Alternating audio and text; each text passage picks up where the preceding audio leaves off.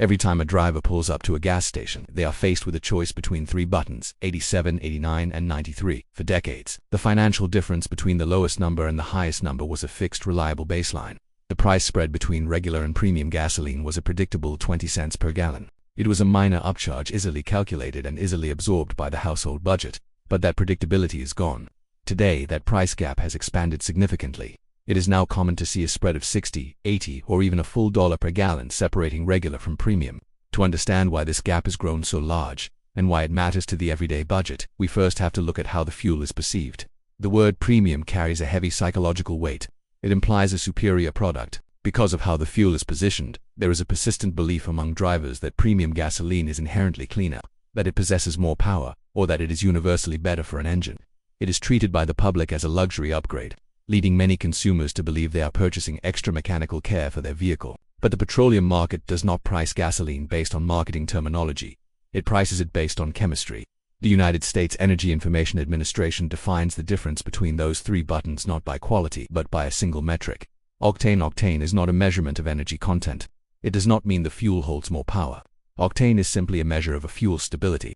Specifically, it is an index of the fuel's ability to resist prematurely igniting when placed under high pressure, a condition that causes engine knocking or pinging. This widespread misunderstanding carries a massive financial cost because drivers consistently conflate the word premium with the concept of better quality. They frequently purchase higher octane fuel for vehicles that were explicitly engineered to run on standard 87 octane. Research from the American Automobile Association calculated that Americans waste approximately $2.1 billion annually buying premium gasoline for cars that only require regular. That is over $2 billion silently extracted from middle-class household budgets for zero mechanical or performance benefit. However, the expanding price gap between regular and premium is not just a penalty on consumer misunderstanding. When supply disruptions hit the energy market, premium gasoline almost always sees its price spike first, and spike the hardest. Premium gas isn't hit first because it's a luxury product. It's hit first because the chemistry required to make it is the most fragile part of the entire refining system. To understand this vulnerability, we have to look at how gasoline is actually made. The fuel pumping into a car is not simply crude oil that has been extracted, boiled, and filtered. It is a highly engineered chemical cocktail. Crude oil in its natural state does not contain enough octane to meet the standards required by modern engines. To get the octane levels high enough to safely power a vehicle, refineries have to manufacture specialized blending components. This is where the system becomes expensive and where it becomes fragile. To build the required octane, refineries rely on highly complex industrial machinery. Two of the most critical pieces of equipment in this process are catalytic reformers and alkylation units. Catalytic reformers take octane materials and convert them into a high-octane blending component known as alkylation units take lighter gases and convert them into another premium high-octane blend stock called Alkylates. Because these units operate under extreme pressure and temperature, they are highly sensitive and prone to unexpected failure or required maintenance. When one of these specific units goes offline, the impact on the fuel supply is not distributed equally. A clear example occurred on May 8, 2026, when a heater on a reformer unit exploded and caught fire at the Chalmette Refinery in Louisiana. When a refinery experiences a partial outage localized to a reformer unit, it does not necessarily halt all production. The facility may still be perfectly capable of producing base gasoline, meaning the 87 octane supply remains relatively stable. However, without the functioning reformer, the refinery suddenly loses the specific chemical components required to blend that base fuel up to a 91 or 93 octane rating. Because of this, the supply of premium gasoline shrinks faster and more drastically than the supply of regular. This mechanical failure creates an immediate economic chain reaction. Refineries have contracted delivery volumes they are obligated to meet. When they lose their internal supply of reformate or alkylate, they must find it elsewhere to fulfill their contracts for premium gasoline. They are forced to enter the open spot market to purchase these high-octane components from other suppliers. Because these specialized ingredients are difficult to make, they are not kept in massive excess storage. When a refinery scrambles to buy rare high-octane blend stocks, the spot prices for those specific components spike overnight. That sudden localized cost increase does not get averaged out across every pump at the gas station. It is passed directly down the distribution chain, landing squarely on the highest octane option. This is the exact mechanism that creates the retail separation drivers see on the sign. An isolated refinery issue might cause the price of regular gas to drift upward by just a few cents, while the desperate scramble for reformate causes the price of premium to jump by 15 or 20 cents. Violently widening the financial gap between the buttons. The vulnerability of the premium fuel supply is not only tied to unpredictable mechanical failures, it is also built directly into the calendar.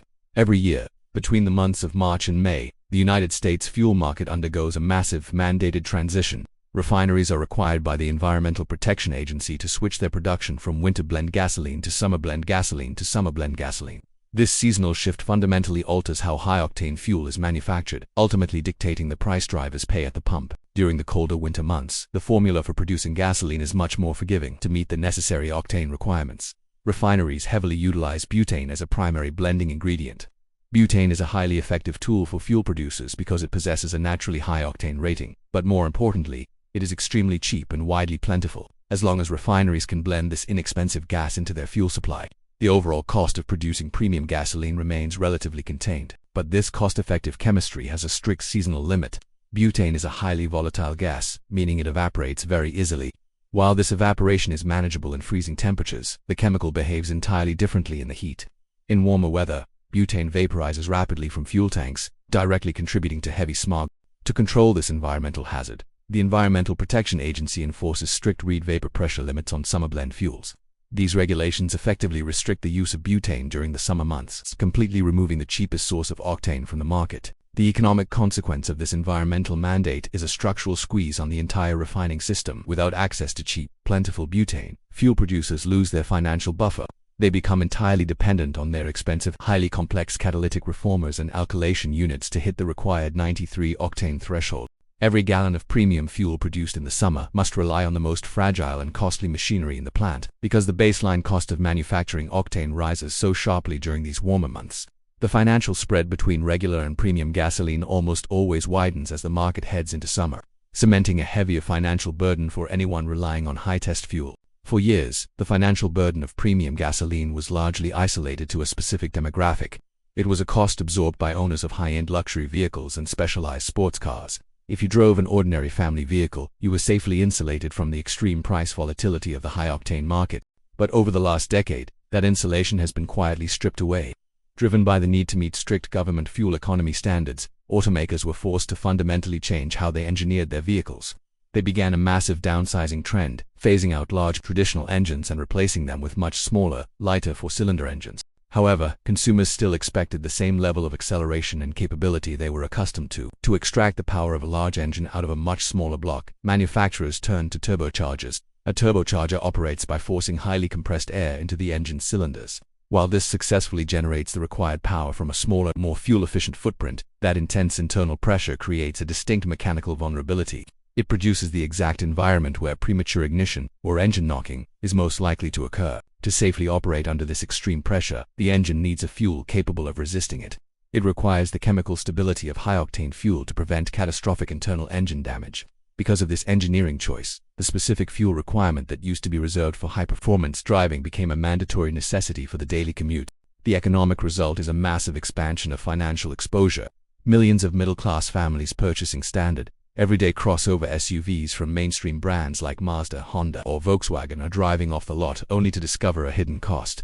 They open their owner's manual and find that premium gasoline is now strongly recommended or strictly required for their vehicle to function properly. These families are not luxury car buyers with excess disposable income. They are ordinary households trying to manage the cost of weekly groceries, rent, and utility bills. Yet, because of modern engine design, they have been unknowingly tethered to the most fragile and expensive segment of the fuel supply chain. Without realizing it, they have fallen into the turbocharger trap, forced to absorb the highest costs of the refining market just to drive their families to work and school. Looking forward, the economic reality of the fuel market is clear. The financial gap between regular and premium gasoline is not going to collapse back to historical norms. The predictable 20-cent spread that drivers relied on for decades is a relic of the past. As existing refining infrastructure continues to age and environmental regulations become increasingly stringent, the baseline cost of producing octane is permanently shifting higher.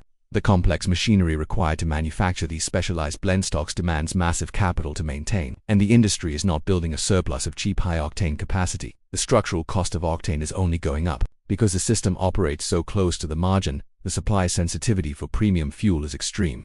There is no massive, hidden backup reserve of high-octane blend stocks waiting to flood the market when an emergency occurs. Any minor disruption in the system, whether it is an unexpected power outage at a Texas facility, a delayed maintenance schedule at a refinery in Louisiana, or a brief hiccup in a major regional pipeline, will inevitably hit the premium supply first. When the chemical chain breaks even slightly, the spot market tightens instantly, and the retail price of the highest octane option responds long before the rest of the market fully registers the event. For the consumer trying to navigate this volatility, the financial defense must be grounded in the engineering reality of your specific vehicle. The most important step is to simply check the owner's manual. If the manufacturer states that the engine requires 87 octane, stay at 87. Purchasing anything higher offers zero mechanical benefit and only serves to drain your household budget. However, if your manual explicitly states that premium fuel is required, you must understand your financial exposure. You are no longer just buying standard fuel to commute to work. You are an active participant tethered to the most sensitive, volatile supply chain in the energy world. Ultimately, premium gasoline is more than just an expensive option at the pump. It serves as an early warning light for the entire energy sector. When the price of high-test fuel spikes, and the spread widens violently against regular gasoline, it is sending a clear, unavoidable signal about the underlying health of the fuel market. It is telling us that the refinery system is operating at its absolute limit, struggling to balance complex chemistry against unyielding consumer demand, with absolutely zero room for error.